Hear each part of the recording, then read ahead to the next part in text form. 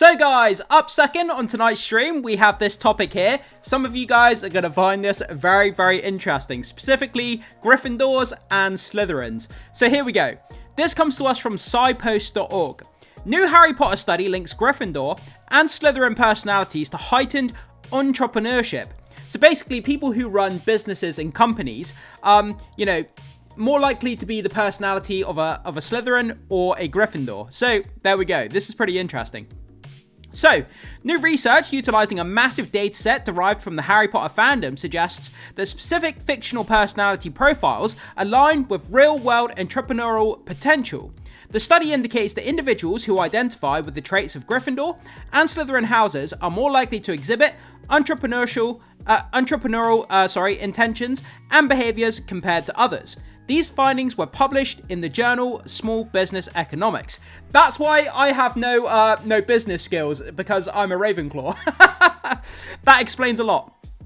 So, economists and psychologists have frequently associated starting a business with a certain level of non-conformity. An entrepreneur often needs to challenge existing conventions and break rules to create a new value.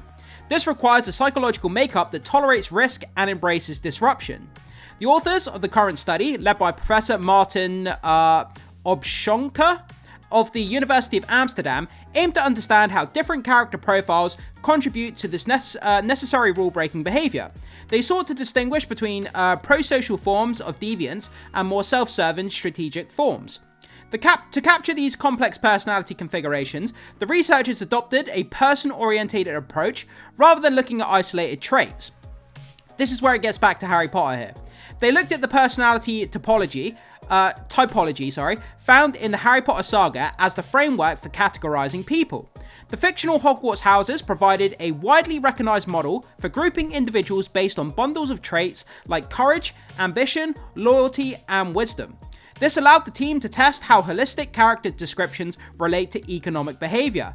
This is actually really fascinating when you think about it. The different traits and different characteristics that make up different students in different houses of Hogwarts, those traits are going to help you to run a business or not run a business. And to link those traits of Hogwarts houses and the students to economic and business kind of professionalism, that's actually a really interesting study to be done. And this article is very, very interesting on that.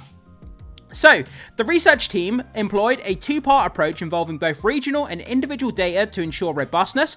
From the first study, they utilized a massive dataset collected through a collaboration with Time magazine.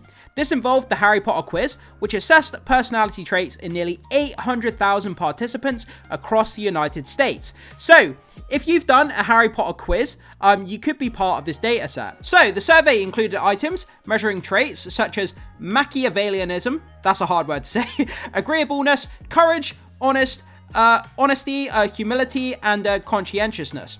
Based on their responses, an algorithm sorted participants into one of the four Hogwarts houses. This algorithm was developed with the input from self-identified Harry Potter experts to ensure accurate character mapping.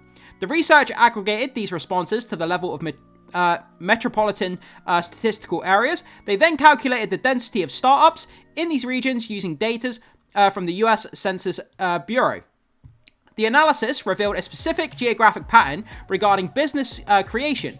Regions with a higher concentration of individuals matching the Gryffindor and Slytherin profiles tended to exhibit higher entrepreneurial activity. Specifically, areas with the above average shares of these two profiles showed approximately 7% higher levels of startup density. This association remained significant even when controlling for economic variables like GDP and population density. That is so interesting. They looked at maps and they looked at the startups of businesses, geographical locations, and they kind of cross-referenced that against the different houses of the Hogwarts. And it looks like Slytherin and Gryffindors were more likely to open up businesses based on geographical location. So this study is kind of crazy. It's kind of fun to read into. Gryffindor profiles are associated with traits like courage, bravery, and moral conviction. Slytherin profiles are linked to ambition, shrewdness, and strategic rule bending. The data suggests that despite their differences, both profiles share a propensity for the kind of non-conformity required to start businesses. This supports the idea that entrepreneurial energy can stem from different psychological sources. And I'll kind of leave it there, guys. You can read the rest of it if you want to. I'll link it down in the article. But again, a really, really fascinating kind of look at, you know, the character traits of the different Hogwarts houses and how it relates to starting a business, and just cross-referencing it against geological location with business startups. Really fascinating. You're more likely to start a business, or you're more likely to be you know, business-like minded if you fall into the Slytherin or Gryffindor category, because of the traits that your personality has. You're more likely to be a business owner or a business startup. So pretty damn fascinating. It really, really is. So guys, you see this story here. You know, do you fall into Gryffindor? Do you fall into Slytherin?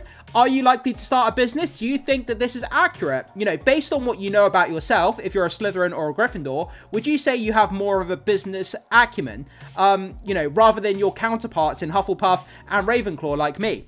Is it accurate? Is it not accurate? And what do you think about it? Leave your comments, as always. Would love to hear what you guys have to say.